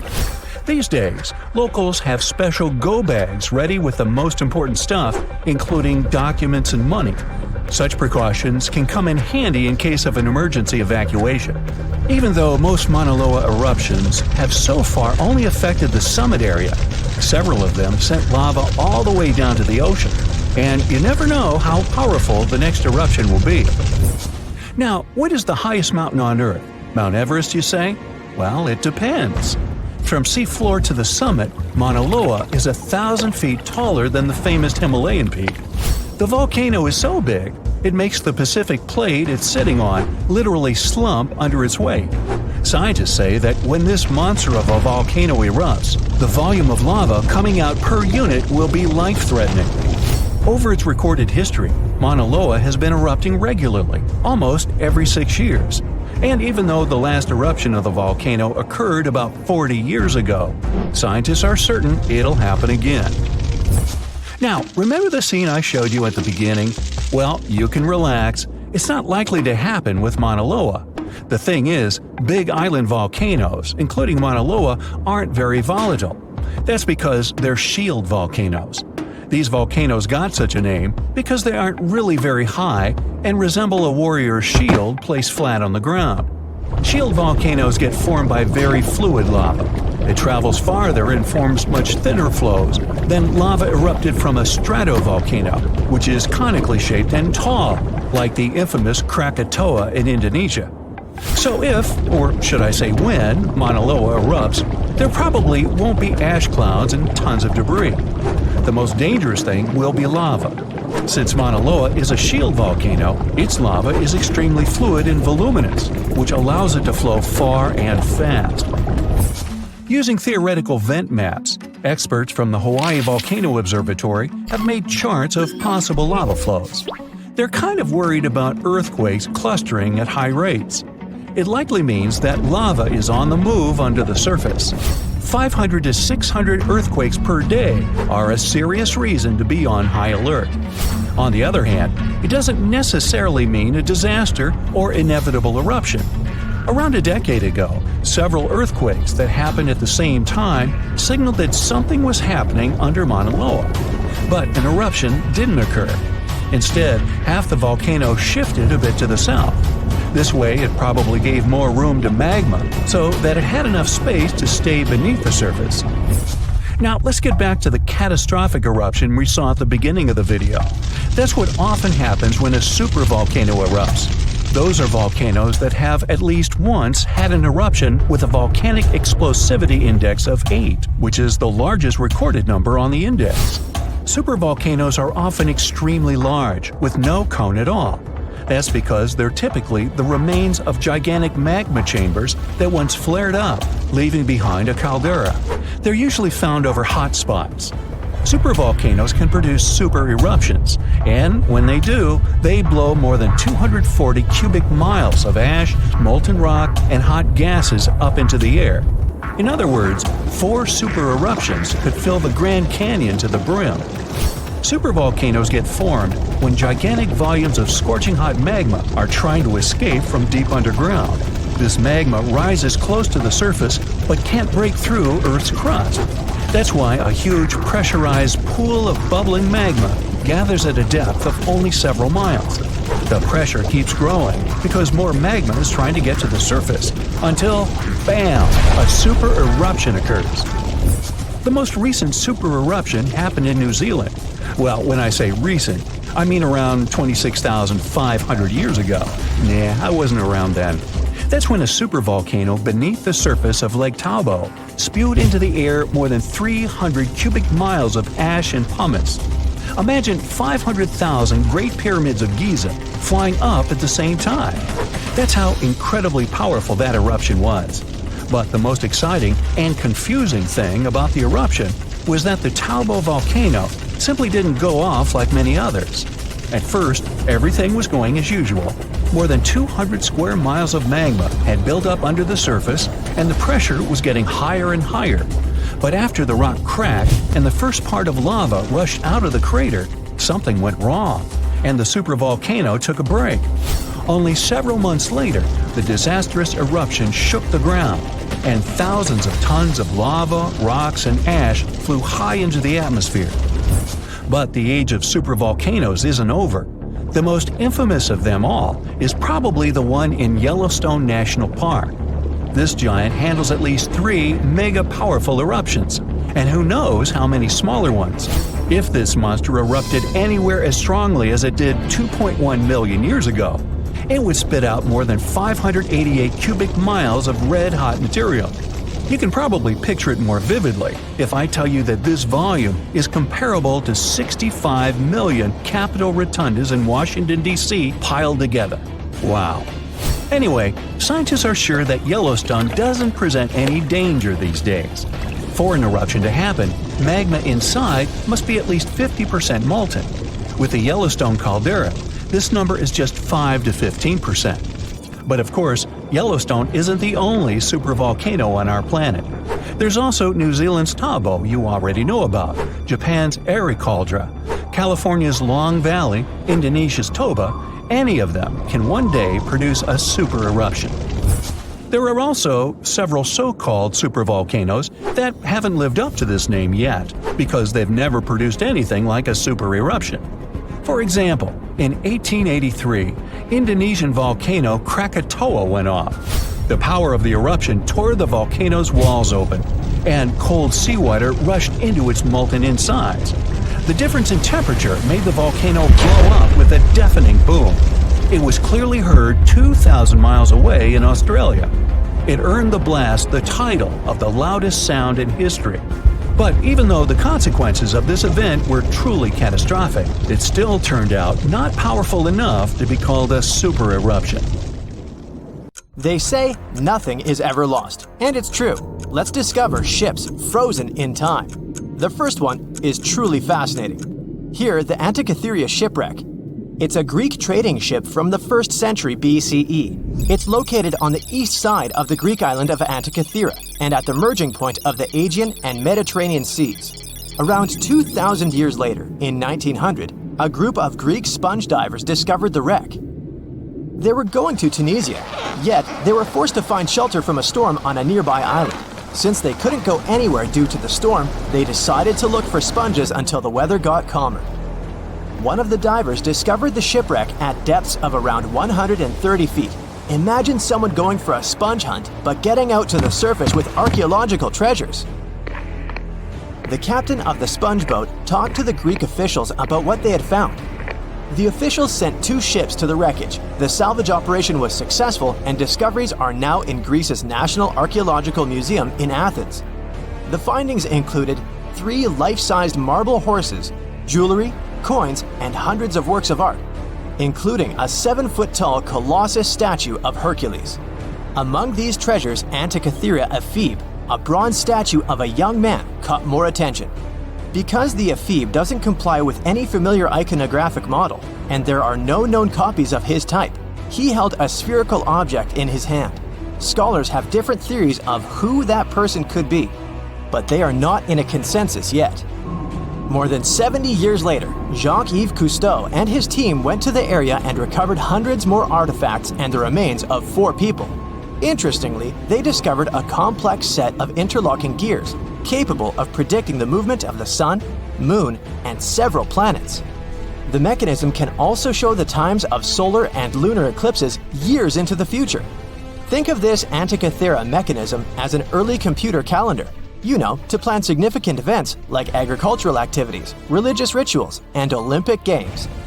These artifacts found in the Antikythera wreckage are some of the most important findings in modern archaeology. Just the Antikythera mechanism itself has changed our perception of the limits of ancient technology.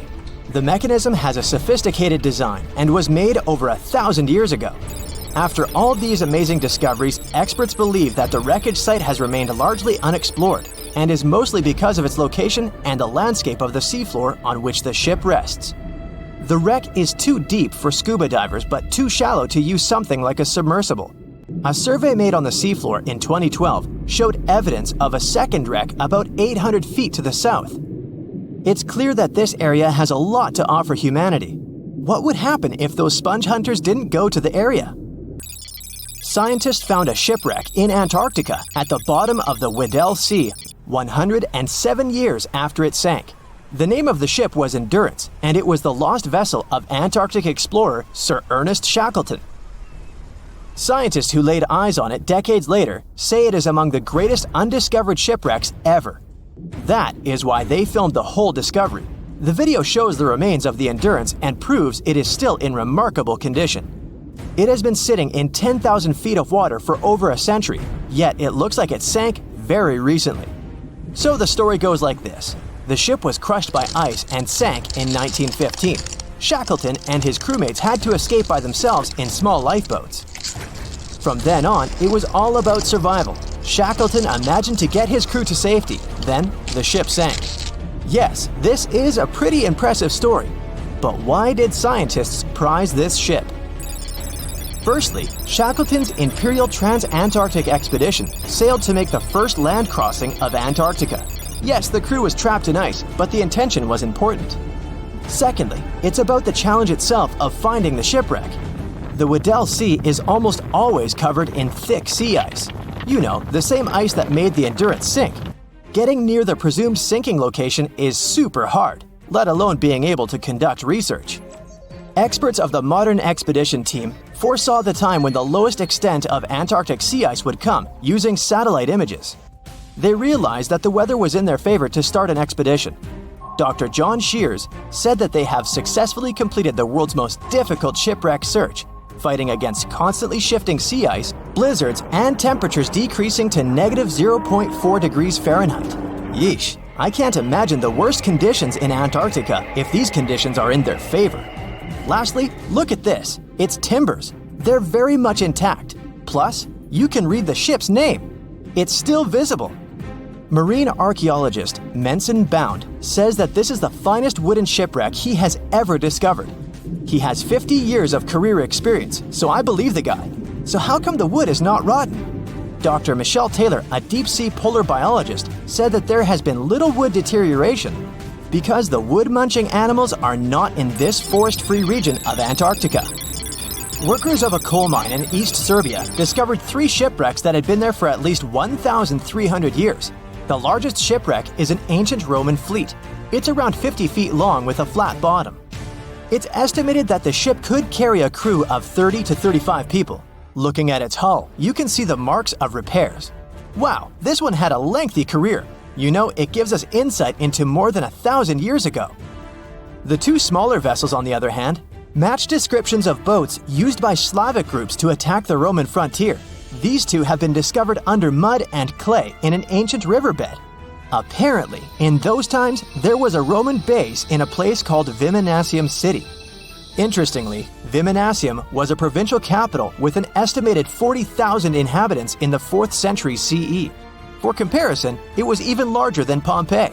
The Kostelach coal mine is a center of hidden gems. Archaeologists had found evidence of ancient human and animal activity here before. For instance, in 2012, experts found bones of at least 5 woolly mammoths, which went extinct about 10,000 years ago. Canadian archaeologists found a ship 150 years after it went missing in the Canadian Arctic waters. This merchant ship is called HMS Investigator. It was purchased in 1848 to search for the explorer Sir John Franklin's ship that got lost in the Northwest Passage expedition. So, HMS Investigator left Britain in 1850 for this rescue operation. The expedition crew, captained by Robert McClure, sailed the Investigator into the water. He realized that he was in the final leg of the Northwest Passage, the sea route across North America. But before he could sail into the Beaufort Sea, the 122-ton ship itself got stuck in the thick ice. The crew spent the winter over the Prince of Wales Strait. The following summer, McClure tried again to sail to the end of the passage, but the ice blocked his way once more. Here, too, the crew was forced to leave the ship. He steered the crew into the Bay of Mercy. There, they were to remain until 1853 when the crew of the HMS Resolute rescued them. Imagine a crew of 60 people who had to spend 3 winters in the Arctic without even knowing if they would survive. Later on, the ship was found sitting upright in about 36 feet of water. It was in very good condition. Arctic water has prevented the outer deck of the vessel from deteriorating quickly. The outline of the ship and its timber can be clearly seen. Plus, archaeologists have uncovered artifacts on land left by the sailors. They had unloaded everything before abandoning the Investigator. 3 sailor graves and 1 British naval shipwreck had also been discovered in the area. I wonder what else they could find there. Wow, it's the only place where 1 minute you're learning 17 natural ways how to get rid of houseflies, and the next, you're taking an epic journey straight into a black hole.